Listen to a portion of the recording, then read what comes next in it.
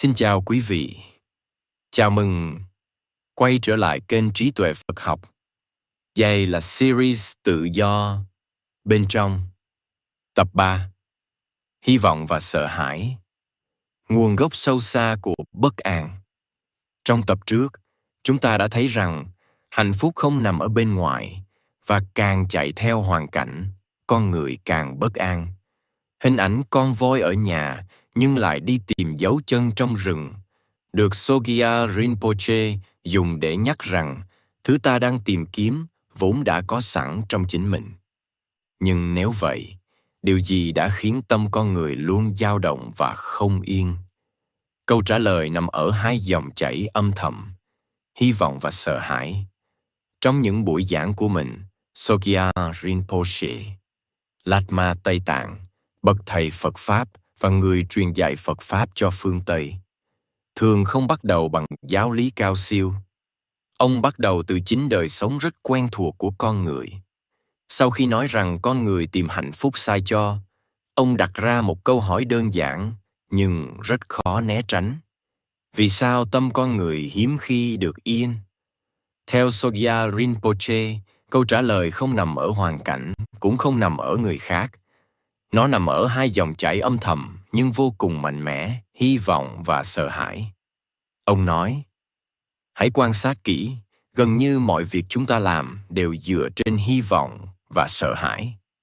Hy vọng được hạnh phúc, sợ phải khổ đau. Nghe qua, điều này có vẻ rất tự nhiên.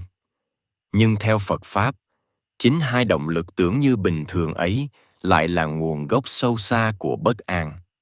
Sogyal Rinpoche giải thích rằng, trong đời sống hàng ngày, con người hiếm khi nhận ra mình đang bị hy vọng và sợ hãi dẫn dắt. Chúng vận hành rất tinh vi. Buổi sáng thức dậy, người ta hy vọng hôm nay mọi việc suôn sẻ. Ra đường, họ sợ gặp rắc rối. Đi làm, họ hy vọng được ghi nhận.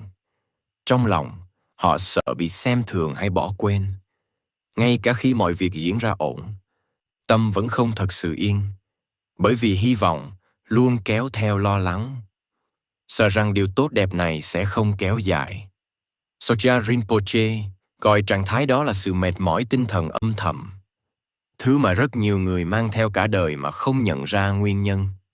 Trong Phật Pháp, trạng thái bị chi phối bởi hy vọng và sợ hãi được gọi là 8 mọi bận tâm thế gian. Nhưng Sogyal Rinpoche không nói về chúng như một khái niệm học thuật, mà như những điều rất quen trong đời sống. Con người mong vui, sợ khổ. Mong được khen, sợ bị chê. Mong có được, sợ mất đi. Mong được công nhận, sợ bị xem nhẹ. Tất cả những điều đó, theo ông, đều xuất phát từ sự bám chấp vào cái tôi, tức là sự đồng hóa mình với hình ảnh, vai trò và câu chuyện về bản thân. Sogyal Rinpoche nói rõ, hy vọng và sợ hãi thực chất là hai mắt của cùng một đồng tiền. Khi con người hy vọng điều gì, họ lập tức tạo ra nỗi sợ mất điều đó. Khi họ sợ khổ đau, họ lại sinh ra hy vọng về một trạng thái khác. Ông nói rất thẳng, nếu không có hy vọng sẽ không có sợ hãi. Nếu không có sợ hãi cũng sẽ không có hy vọng. Một điều rất đội mà Sogyal Rinpoche chia sẻ là, ngay cả trên con đường tu tập, hy vọng và sợ hãi vẫn xuất hiện. Ông kể lại trải nghiệm của chính mình khi theo học với các bậc thầy lớn. Ngay cả khi đã bước vào Phật Pháp, tâm vẫn khởi lên hy vọng được thấy công nhận, được quan tâm, được thương mến. Và song song với đó là nỗi sợ bị bỏ qua, bị đánh giá thấp, bị xem là kém cỏi. Ông thừa nhận rằng, điều đó làm cho tâm rất mệt. Bởi vì khi sống trong hy vọng và sợ hãi, con người không bao giờ thấy đủ. Lúc nào cũng có cảm giác chờ đợi một điều gì đó xảy ra, hoặc lo lắng một điều gì đó sẽ đến. Theo Phật Pháp, chính trạng thái đó khiến con người không thể an trú trong hiện tại. Tâm luôn bị kéo về tương lai hoặc mắc kẹt trong so sánh. Sogyal Rinpoche nhấn mạnh rằng nhiều người tưởng mình đang sống bình thường nhưng thực ra bên trong rất rối. Bên ngoài có thể trông ổn, thậm chí thành công, nhưng bên trong lại cảm thấy thiếu thốn, nghèo nàn và bất an. Ông nói rằng, con người thường muốn nhiều hơn những gì mình đang có.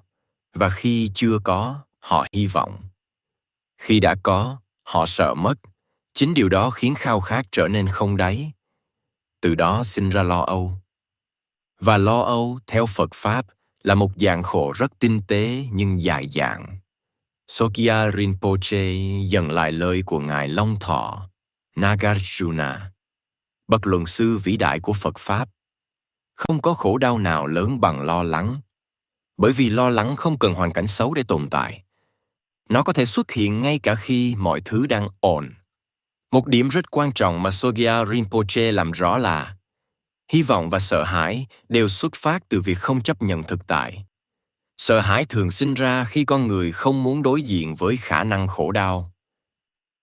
Hy vọng xuất hiện khi con người muốn một thực tại khác với thực tại đang có.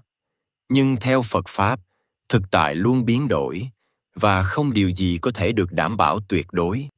Khi con người không chấp nhận điều đó, họ sẽ tìm cách kiểm soát, dự đoán, sắp đặt. Sogya Rinpoche nói rằng, chính nỗ lực kiểm soát này làm tâm trở nên căng cứng. Và khi tâm căng cứng, khổ đau là điều không tránh khỏi.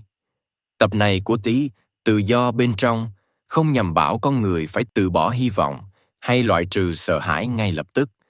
Điều đó không thực tế. Điều mà Sogya Rinpoche gọi mở là trước hết cần nhìn thấy cách hy vọng và sợ hãi đang vận hành trong mình. Khi thấy rõ, chúng không còn quyền lực như trước. Và cũng từ đó, một câu hỏi tự nhiên được đặt ra. Nếu hy vọng và sợ hãi là nguồn gốc của bất an, thì điều gì xảy ra khi con người thôi bám chấp và bắt đầu buông? Câu trả lời sẽ dần được mở ra trong tập tiếp theo.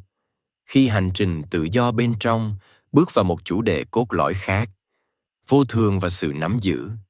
Xin cảm ơn quý vị đã đồng hành cùng kênh Trí Tuệ Phật Học.